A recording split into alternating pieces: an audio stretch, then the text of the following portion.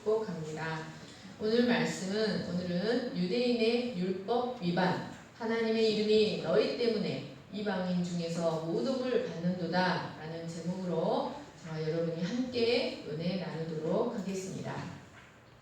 우리가 지난주 12절로 16절에서 바울은 유대인들도 이방인들과 똑같이 하나님 앞에서 행한 대로 심판을 받을 것이라고 하였습니다. 이제 그는 17절로 24절에서 그 유대인들이 그토록 자랑하는 그 율법을 위반하는 유대인들의 실상을 적나라하게 고발하며 그들의 우월감과 교만이 얼마나 헛되고 무익한 것인지를 지적하고 있습니다. 이를 통해 그는 유대인이나 이방인이나 모두 오직 믿음으로만 의롭게 될 수 있다는 사실을 깨닫게 하고자 하였습니다. 먼저 17절로 21절에서 바울은 유대인들이 그들 스스로를 어떻게 인식하고 있었는가, 이방인들과 구별하여 자신들을 어떻게 인식하고 있었는가를 말합니다. 첫째로 그들은 유대인이라고 불리웠습니다. 여러분, 여기 유대인이라는 호칭은 단순한 호칭이 아닙니다. 이 유대인이라고 불리웠다라는 말은, 이 이름은 민족적인 자존심이 걸린 이름, 신앙적 명예가 잔뜩 실린 매우 명예로운 호칭이었습니다. 그들에게는 본래 히브리인 또는 이스라엘인이라는 공식적인 명칭이 있었습니다. 그러나 BC 722년 북이스라엘이 아수르에 의해 완전히 멸망당하면서 이스라엘 10지파는 아수르의 이주 정책으로 인해 혼혈이 되고 말았습니다. 그리고 이방화되어 열방으로 완전히 흩어져 버렸습니다. 그 후 남유다만 남아서 선민의 정체성을 간직하게 되었기 때문에 이때부터 이스라엘인이라는 호칭 대신 유대인이라는 호칭을 사용하게 되었던 것이었습니다. 그래서 유대인이라는 호칭 속에는 선민이라는 엄청난 자부심과 명예심 그리고 역사성이 반영되어 있었습니다. 하지만 그들의 실생활은 그 이름만큼이나 명예롭지 못했습니다. 그래서 결국 그 이름은 공허하고 불명예스럽고 때론 이방 사회에서 비웃음을 사는 이름이 되고는 하였습니다. 여러분, 우리는 하나님으로부터 크리스찬, 세인트, 성도라는 명예스러운 이름을 받았습니다. 그러나 그 이름에 합당한 삶을 살지 않으면 결국 그 이름은 세상에 조롱을 받는 이름이 되어 버립니다. 두 번째로 그들은 율법을 의지하였습니다. 여기 율법을 의지한다는 말은 본래는 율법을 통해 쉼을 얻다, 율법을 통해 안식과 만족을 누리다 라는 뜻이었습니다. 여러분, 선민이 어떤 존재입니까? 선민은 말씀을 통해 쉼과 만족을 누리는 법을 배우는 사람들입니다. 그렇습니까? 장로님, 그렇습니까? 네, 아멘. 그런데 여기서는 자기 자신을 위해 의지하다, 재앙을 막아줄 방패로 신뢰하다, 마치 부적처럼 의지했다라는 뜻으로 사용되었습니다. 그러니까 유대인들은 제사장 백성으로서 요구되는 율법의 요구는 지키지 않으면서, 율법의 요구는 만족시키려 하지 않으면서도 율법을 소유했다는 사실 자체만으로 구원이 보장되었다는 거짓 안정감을 누렸다는 말씀입니다. 더 나아가 그들은 그런 특권을 전혀 받지 못한 이방인들을 경멸하기까지 하였습니다. 여러분, 오늘날 우리도 이들처럼 하나님의 뜻대로 살지 않으면서도 구원이 보장되었다고 거짓 안식을 누리며 헛된 특권의식에 빠져있지는 않은지 돌아보아야 합니다. 그래서 마태복음 7장 21절을 보시면 예수님이 유대인들에게 어떻게 말씀하셨습니까? 나더러 주여 주여 하는 자마다 다 천국에 들어갈 것이 아니요 다만 하늘에 계신 내 아버지의 뜻대로 행하는 자라야 들어가리라 라고 말씀하셨습니다. 세 번째로 그들은 하나님을 자랑했습니다. 여러분, 이 말도 본래는 하나님을 즐거워하고 그분이 행하신 일들을 자랑하며 높이며 찬양한다는 의미가 있습니다. 그런데 이것도 부정적 의미로 사용되어서 하나님 자체를 찬양하고 높이는 것이 아니라 이방인들은 하나님을 알지 못하지만 자신들은 하나님을 알며 하나님은 자신들의 하나님이며 그들은 그분의 택함을 받았다는 것을 자랑했다는 것을 의미했습니다.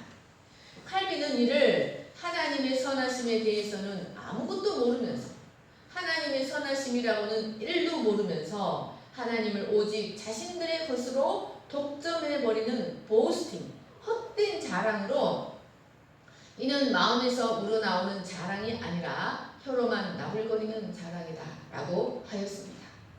여러분, 그런데 자세히 살펴보면 이들의 자랑은 두 가지 중요한 사실을 간과한 헛된 자랑, 치명적 오류였습니다.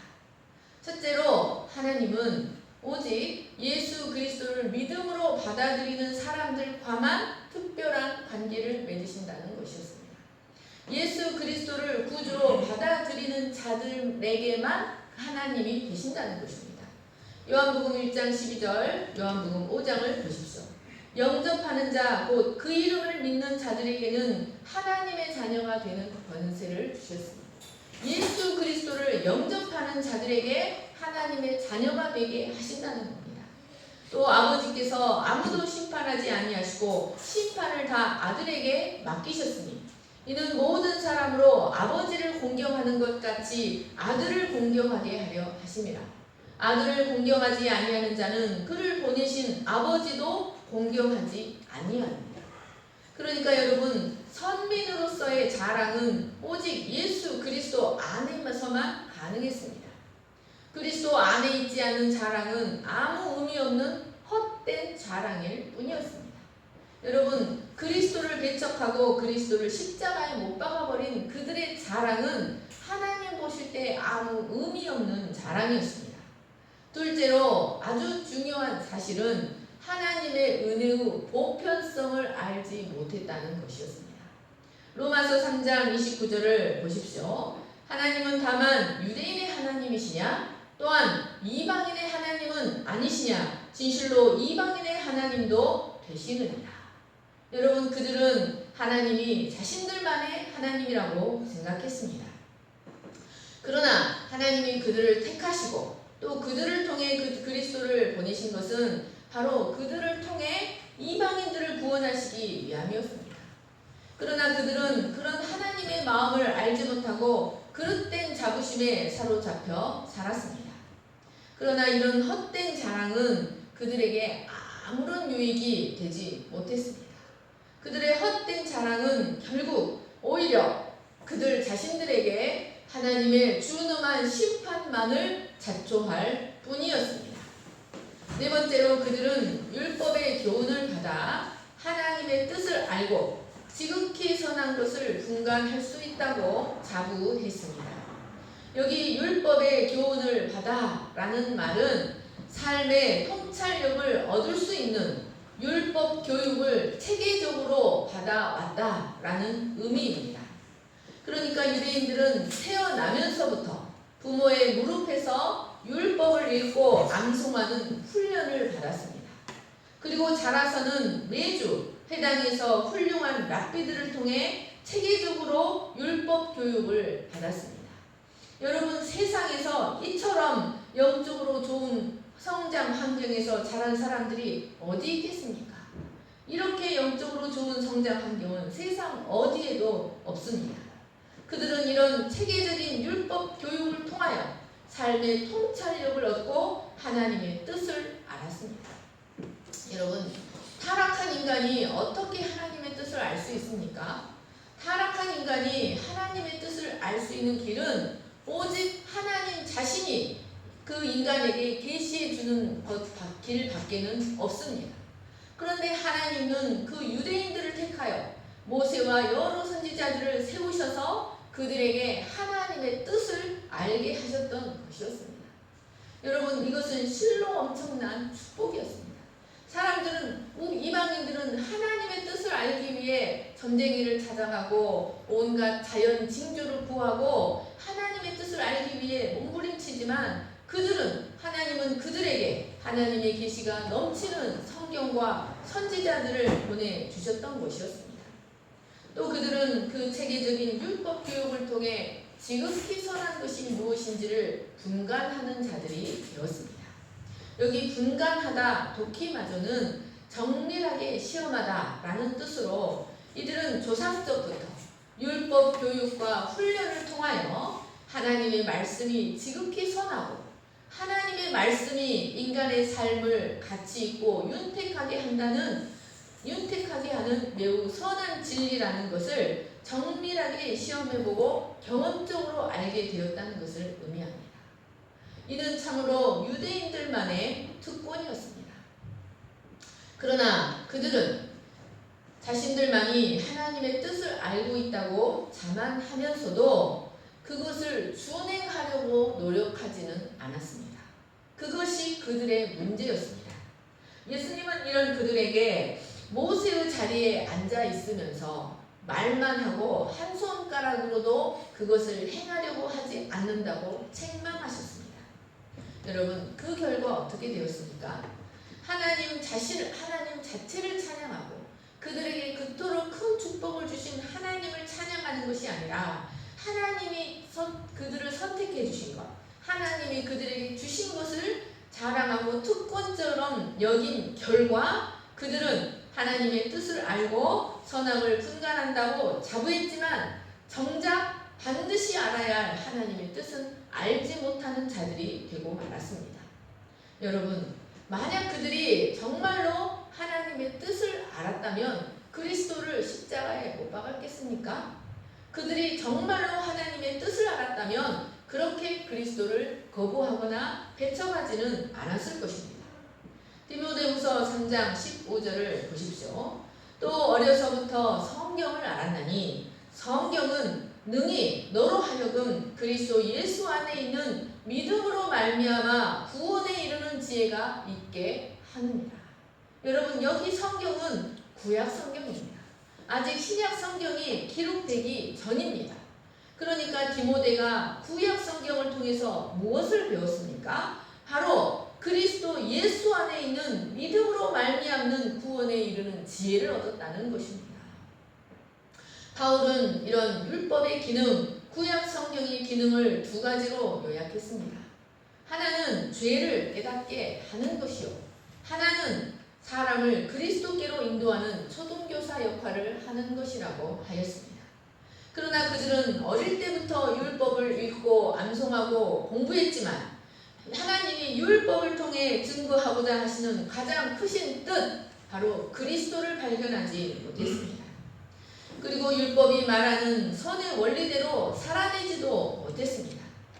여러분, 이런 그들은 결국 하나님을 알되 하나님으로 영화롭게도 아니하고 감사하지도 아니한다는 그 이방인들의 죄와 다를 바가 하나도 없었습니다. 그들의 자랑은 헛된 것일 뿐이었습니다. 다섯 번째로 그들은 율법에 있는 지식과 진리의 모본을 가진 자들이었습니다. 여기 지식이란 율법 대개 항목에 대한 지식을 말합니다. 그리고 진리란 그 율법들 행간 속에 내재된 통합적 진리, 통합적 원리들을 말합니다. 그리고 모본이란 몰포시스, 외양, 형태라는 뜻으로 율법의 지식과 진리가 성문화되어 하나의 교리 문답서처럼 교육시킬 수 있는 체계적인 형태를 가지고 있었다라는 의미입니다. 그러니까 그들에게는 율법뿐만 아니라 탈무드, 미시나 같은 율법 교육을 위한 각종 교육 자료가 방대하고도 체계적으로 갖추어져 있었다는 말씀입니다. 여러분, 이것이야말로 이방인들에 비하면 엄청난 특권 아니겠습니까? 율법을 소유하지 못하고 단지 그 기능을 대신하는 양식만을 소유한 이방인에 비하면 이는 참으로 대단한 특권이었습니다. 여섯 번째로 유대인들은 이런 모든 것들로 인하여 자신들을 이방인의 인도자로 믿었습니다. 19, 20절 말씀을 보시면 그들의 이방인들을 향한 교만과 우월감이 어떤 것이었는지를 네 가지로 표현하고 있습니다. 첫째로 그들은 이방인들을 맹인으로 여겼습니다. 그들은 자신들을 맹인의 길을 인도하는 자라고 생각했습니다. 여기 맹인이란 육적 소경을 말하는 것이 아니라 마음과 영혼의 눈이 먼 영적 소경, 즉 이방인들을 가리킵니다.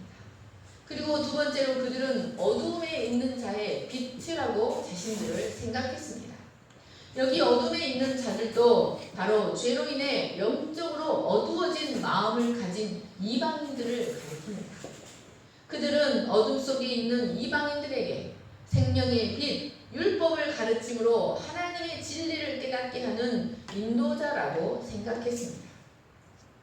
세 번째로 그들은 어리석은 자들의 교사라고 생각했습니다.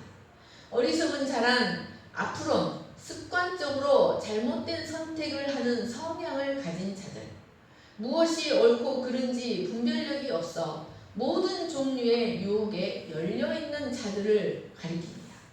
루터는 이를 심지어 멍청이들이라고 번역하기도 하였습니다. 그리고 여기 교사 파이듀테스는 특별히 교정시키며 훈련시키되 잘못을 범했을 때에는 채찍질로 가할 수 있는 엄한 선생이라는 의미가 들어있습니다. 이 파이듀테스는 당시 헬라 세계에서 귀족의 자제들을 가르치는 선생들을 말합니다. 그들은 귀족의 자제들을 교육하기 위하여 이렇게 밀접하게 붙어서 학교와 집 사이를 데리고 다니면서 엄격하게 감독하고 보호하는 그 보호자를 가리킵니다. 또 4절에 보면 어린아이는 바로 인생의 경험이 없는 무지각한 자, 미숙한 자, 즉 유대교로 개종한 지 얼마 되지 않은 이방인 초신자들을 가리킵니다. 유대인들은 자신들이 이처럼 영적 지각력이 부족하여 어리석기 그지없는 영적 소경, 영적 멍청이, 네피오스들을 교정하는 교사들, 율법 교사들이라고 스스로 확신하였습니다. 여기 스스로 믿으니라는 말은 그런 특권을 받은 자들이라는 자기 만족에 빠져 살아갔다라는 뜻입니다. 사랑하는 여러분, 실제로 하나님은 유대인들을 이방인들에게 구원의 길로 안내하는 인도자로 삼고자 하셨습니다. 이를 위해 하나님은 그들에게 율법을 주시고 그리스도도 그들을 통해 태어나게 하시고 그들에게 많은 은혜를 주셨습니다. 그러나 그들은 이 사명을 무슨 특권인 것 마냥 생각했습니다. 그리고 그것을 자신들의 자랑거리로 삼고 말았습니다. 그리고 더 나아가 자신들은 지지도 않는 그 무거운 짐을 이방인들에게 지우려 함으로써 자기 자신을 속이고 하나님도 만홀히 여기는 자들이 되었습니다. 바로 그런 교만, 그런 자가 당착이 하나님의 무서운 징계를 불러왔습니다. 그 결과 그들은 지도자들로부터 백성까지 모두 하나님의 뜻을 분별하지 못하고 그릇 행하는 그들 자신이 영적 소경 어두움의 존재들이 되고 말았던 것이었습니다. 그런데도 이런 영적 현실을 직시하지 못하고 여전히 자신들이 이방인들의 인도자라고 자부하며 살아가고 있었습니다. 사랑하는 여러분, 오늘날 우리도 내가 구원받고 은혜 받은 것이 무슨 특권인 것 마냥 자랑하고 교만에 빠진다면 그것은 참으로 하나님을 슬프시게 하는 일이 될 수밖에 없습니다. 우리가 그것을 무슨 특권인 것 마냥 자랑하고 교만에 빠지는 그 순간부터 우리의 영적인 눈은 어두워지기 시작합니다. 21절, 22절을 보십시오. 그러면 다른 사람을 가르치는 내가 내 자신은 가르치지 아니하느냐? 도둑질하지 말라 선포하는 내가 도둑질하느냐? 간음하지 말라 말하는 내가 간음하느냐? 우상을 가증히 여기는 내가 신전 물건을 도둑질하느냐? 21절로 24절에서 이제 바울은 그 율법을 소유한 것에 대해 대단한 자부심을 가지면서도 그 율법을 조금도 지키지 않는 유대인들의 실제 모습을 고발합니다. 21절에 그러면 이라는 말은 만약 너희들이 그러한 특권을 가졌다면 그에 합당한 삶을 살아야 하는 것이 아니겠느냐라는 뜻입니다. 그러나 그들은 이방인들을 향해서는 율법을 지키라고 가르치면서도 정작 자신들은 가르치지 않았습니다. 입술로는 하나님의 이름을 부르고 겉으로는 하나님께 순복하는 것처럼 나타내 보였지만 실상은 하나님과 전혀 무관한 이방인들과 같은 삶을 살았던 것이었습니다. 이로써 그들은 여호와의 신앙을 형식적인 종교로 전락시키고 말았습니다. 모세의 자리에 앉는다고 해서 다 모세가 되는 것은 아닙니다.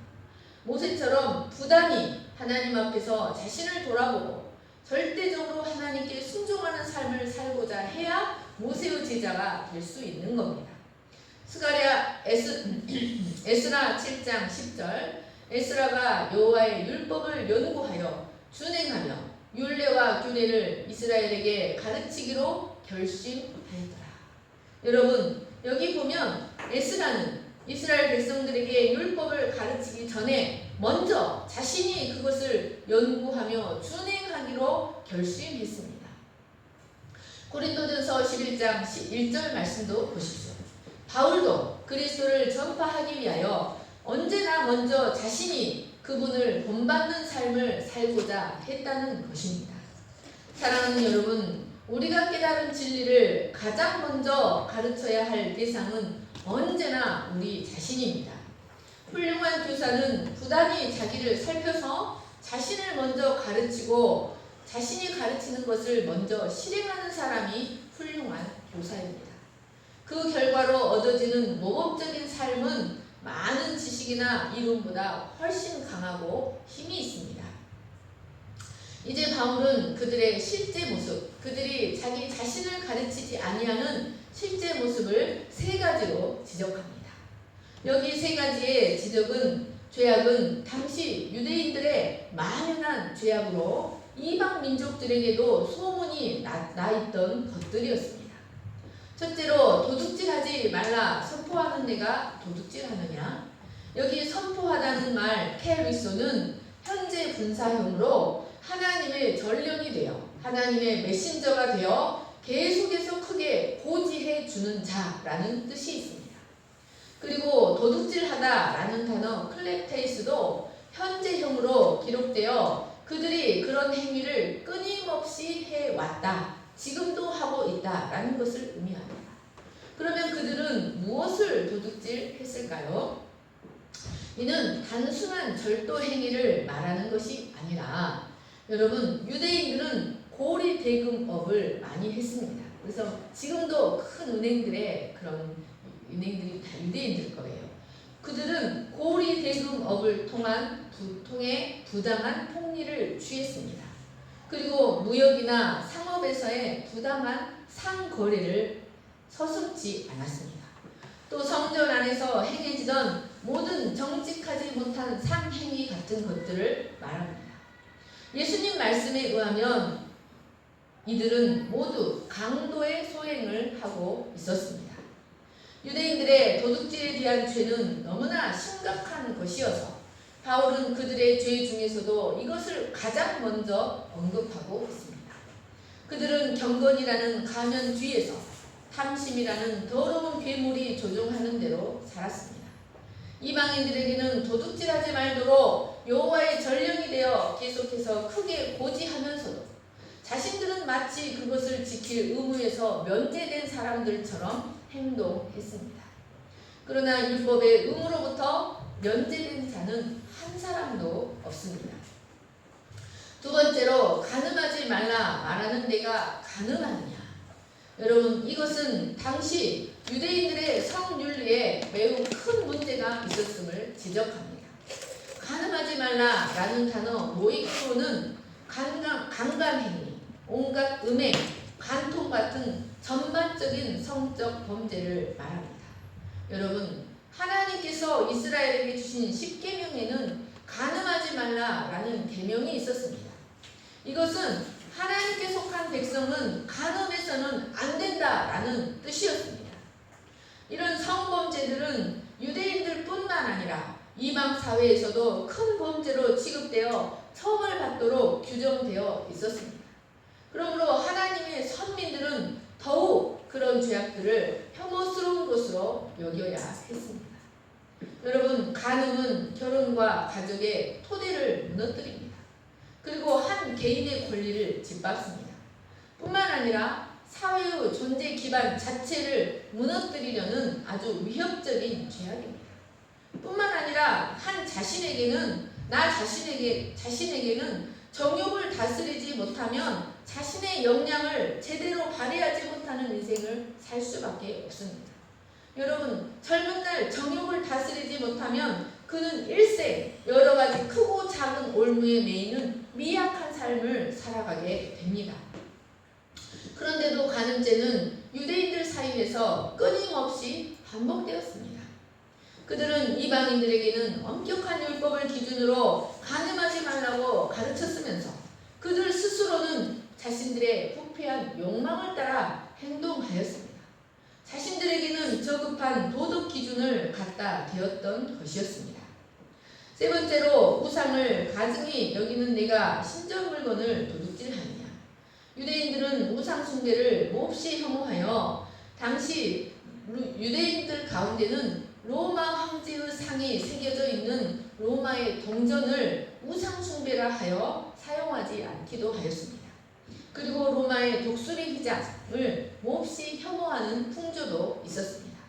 그런데 이런 그들이 바로 탐심 때문에 우상에게 바쳐진 재물들을 탐냈다는 것입니다. 그리고 금과 은이 입혀진 우상들을 탐내고 값이 나가는 전각의 물건들을 도둑질하곤 하였습니다. 여러분, 이것은 하나님이 이미 예상하시고 금지시킨 일들이었습니다. 신명기 7장 25, 26절을 보십시오. 너는 그들이 조각한 신상들을 불사르고 그것에 입힌 은이나 금을 탐내지 말며 취하지 말라.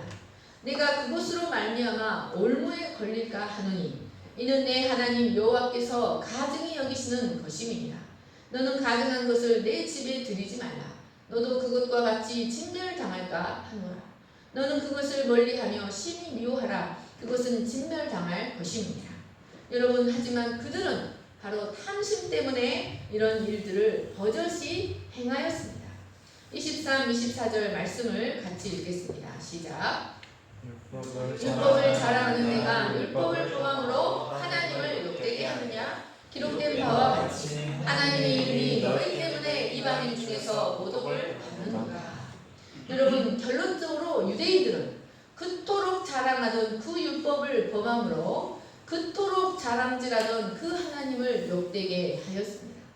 율법을 범하다라는 말은 율법이 정한 경계선에서 벗어난 행동들을 하다라는 뜻입니다. 그리고 욕되게 하다라는 말은 불명예나 수치를 안기다. 또 모독을 받는도다라는 말은 신성을 모독하다, 몸소리치도록 싫어하다라는 뜻입니다. 여러분, 이것은 유대인들의 삶이 이방인들의 눈에 어떻게 비추어졌는가를 가르쳐줍니다. 이방인들이 유대인들을 얼마나 싫어했는가를 가르쳐줍니다. 또 기록된 바와 같이 라는 말씀은 이사야 52장 5절, 에스겔 36장 22, 23절 말씀을 인용한 것입니다. 그들은 선민을 특권으로만 알고 의무를 감당하지 않다가 이방의 포로로 잡혀가서 이방인들로부터 하나님의 이름이 종일토록 조롱거리가 되게 한 것을 말하고 있습니다. 하나님은 이스라엘을 통해 열방 중에서 그 이름이 영광받고 거룩히 여김을 받기를 원하셨습니다. 그런데 도리어 그들로 인해 능욕과 멸시와 더럽힘을 받았습니다. 여러분, 세상은 오직 성도의 생활을 통해서만 하나님을 볼 수 있습니다. 그것이 어디서 가르쳐줍니까? 성막의 세마포장이 우리에게 가르쳐줍니다. 성막을 둘러싸고 있는 세마포장들은 그 높이가 2m를 넘습니다. 그러니까 사람들은 밖에서 그 성막 안에 금이 있는지 은이 있는지 무엇이 있는지 모릅니다. 단지 밖에 있는 외인들이 성막을 볼 수 있는 것은 오직 성막의 세마포장, 하얀 린넨 그 세마포장들밖에 없습니다. 그러니까 세상은 오직 성도의 생활을 통해서만 하나님을 볼 수 있다는 말씀입니다. 하나님은 우리의 삶을 통해 영광을 받으시기도 하고 모욕을 받으시기도 합니다. 당시 이방인들은 사람은 자기가 섬기는 신을 닮아간다 라고 생각했습니다. 그러므로 그들은 유대인들의 이중적이며 간악한 삶을 보면서 그들의 신인 여호와도 틀림없이 간악하고 위선적일 것이라고 생각했습니다. 이는 유대인들이 자기들의 영광만 생각하고 하나님의 영광은 생각하지 않았기 때문이었습니다. 이처럼 선민이 하나님의 영광을 생각하지 않으면 선민으로 인해 하나님께 모독이 돌아간다는 것을 기억하시기를 축원합니다. 우리는 영광을 스스로 취한다고 해서 그 영광이 우리의 것이 되는 것이 아닙니다. 영광은 하나님께서 영광스럽게 해주셔야 영광을 얻을 수 있습니다. 하나님께서 우리를 당신의 교회로 삼으시고 당신의 아내로 삼으셔서 특별한 은혜를 주시는 것은 특별한 권리가 아니라 특별한 책임이라는 것을 기억하시기를 축원합니다. 말씀을 정리합니다. 바울은 지금까지 자기 동족의 부끄러운 부분을 적나라하게 지적하며 그들의 실상을 고백합니다. 여러분, 바울이 이처럼 그들의 실상을 적나라하게 고발하는 이유가 무엇일까요? 그가 복음을 전하다가 일생을 유대인들로부터 가혹한 박해를 받은 것에 한이 되어서 그런 것일까요? 만약 바울이 정말로 그들을 미워했다면 그렇지 않아도 멸망으로 달려가고 있었기 때문에 그대로 살다가 죽도록 그냥 내버려 두었을 것입니다.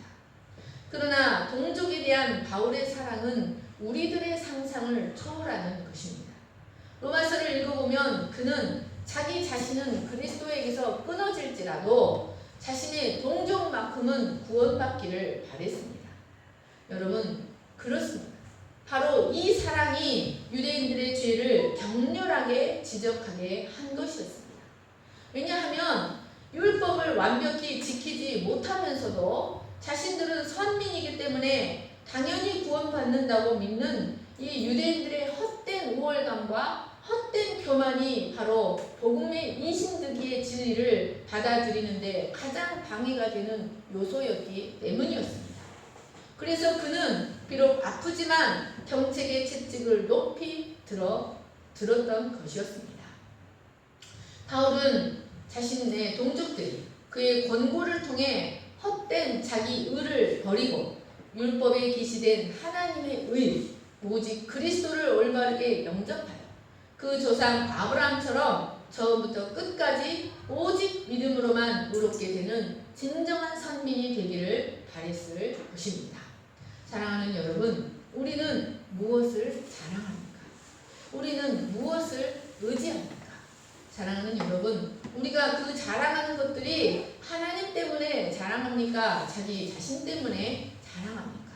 사랑하는 여러분, 우리가 하나님 한 분을 오직 자랑하고 우리에게는 우리의 약한 것만을 자랑하는 저와 여러분 될 수 있기를 간절히 축원합니다. 기도하겠습니다. 사랑과 은혜가 풍성하신 하나님 아버지, 유대인들을 바울은 참으로 아픈 마음으로 유대인들의 실상을 고발했습니다. 그러나 이 한 말씀 한 말씀이 바로 우리의 모습, 바로 나 자신의 모습인 것을 깨닫게 됩니다. 하나님 아버지, 우리는 마치 그 율법을 지키는 것에서 제외된 사람들인 것처럼 행동하지는 않습니까? 우리가 받은 많은 특권 때문에 하나님께서 우리에게 베풀어 주신 그 많은 은혜 때문에 다른 사람을 업신여기거나 하나님보다 우리 자신을 높이고 있지는 않습니까? 하나님 아버지, 우리가 바로 유대인의 모습이 되기 쉬운 것을 고백하고 회개합니다. 오직 은혜 아니면 설 수 없는 우리 자신을 늘 깨닫고 오직 믿음으로 오직 은혜로 하나님 앞에 처음부터 끝까지 살아가는 저희들이 되게 하여 주시기를 기도합니다. 그리고 우리를 통하여 하나님 세상에 하나님의 영광이 나타날 수 있게 되기를 간절히 소망합니다. 감사하며 예수님의 이름으로 기도합니다. 아멘. 은혜 안전 찬양하시겠습니다.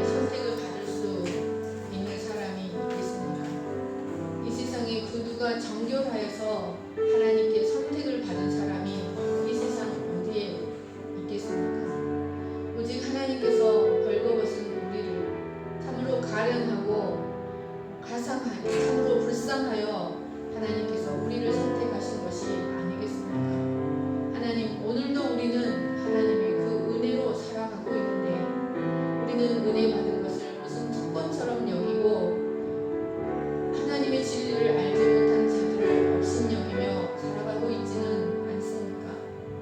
하나님, 우리가 은혜 받은 것을, 구원 받은 것을 특권으로만 여기고 우리의 세상은 오직 우리를 통해서만 하나님을 볼 수 있는데 그 만족시켜야 할 율법의 요구는 만족시키지 않고 책임을 감당하지 않는 삶을 살고 있지는 않습니까? 우리가 율법을 가르치면서 우리 자신은 그 율법을 지켜야 할 의무에서 제외된 사람처럼, 면제된 사람처럼 생각하고 있지는 않습니까? 하나님, 우리가 주님을 향해 더 열정을 갖게 하시고 더 열심을 내게 하시고 주님과 더 연합하기 위해 열심을 내고 주님의 의로움이, 주님의 거룩함이 우리의 삶을 통해 나타날 수 있도록 더 열정을 가지는 저희들이 되게 하여 주시기를 간절히 기도합니다. 오직 처음부터 끝까지 오직 은혜로만, 처음부터 끝까지 오직 믿음으로만 하나님을 영화롭게 할 수 있다는 것을 믿고 모든 상황에서 믿음만을 의지하고 하나님만을, 하나님 홀로 자랑하는 거룩한 선민 되게 하여 주시옵소서. 우리가 자기를 자랑하고 은혜를 자랑하고 받은 것을 자랑하기 시작할 때 그 순간 우리의 마음이 어두워지고 우리의 눈이 어두워진다는 이 진리를 깊이 깨닫게 하여 주시옵소서. 이제는 우리 주 예수 그리스도의 은혜와 하나님 아버지의 거룩하신 사랑과 성령의 감동과 교통하심이 하나님을 온전히 경외하고 진실한 마음으로 하나님을 사랑하며 그 세마포장의 그 하얀 린넨을 통해 외인들이 그 세마포장만 볼 수 있었던 것처럼 이 세상의 외인들이 우리의 삶을 통해 하나님을 발견할 수 있도록 하나님을 경외하는 믿음의 삶을 살아가기로 소망하는 모든 우리 위에 영원토록 함께 하시기를 간절히 축원하옵나이다. 아멘.